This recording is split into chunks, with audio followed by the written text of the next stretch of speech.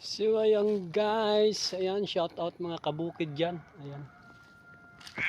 Bagong accomplish na naman natin ngayong araw. So gumagawa tayo ng kubo-kubo guys. Ayan. Kubo-kubo para sa ating ayan, paglulutuan natin ng ating mga pagkain ng baboy. Ayan. So halos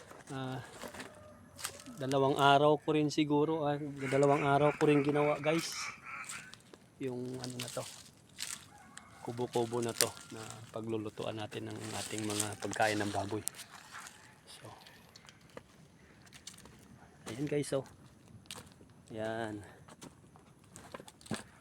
So ayan. Hinukay ko yan siya guys. Ginawaan ko siya ng parang ano, para ilagay na lang yung mga panggatong dito sa ibaba. So parang nakapatong na lang yung ano, yan, steel bar para mapatong natin yung ano, kaldero. Ayan. So ayan, ready na yan. So ngayon kukuha tayo ng ano, mga pagkain ng mga baboy. Dahil itatry nating paglutuan nito guys. So tulad ng mga ano, mga gabi. Ayan, mga dahon ng gabi. So tatadtarin natin yon, and then lulutuin natin. Ayan.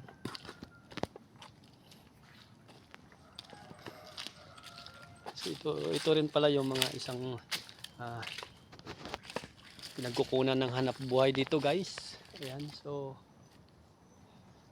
yan, medyo malapit din kasi kami sa dagat, kaya yung isa ito sa mga pinagkukunan ng hanap buhay. Ayan, ang ating ano, tatay. Ayan.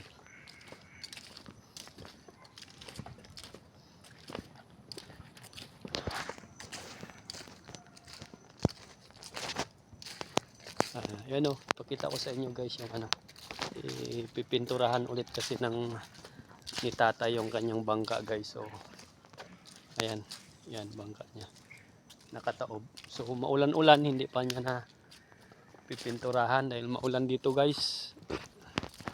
Ayan. Thank you for watching mga kabukid. Salamat sa walang sawang pagsuporta sa aking mga videos.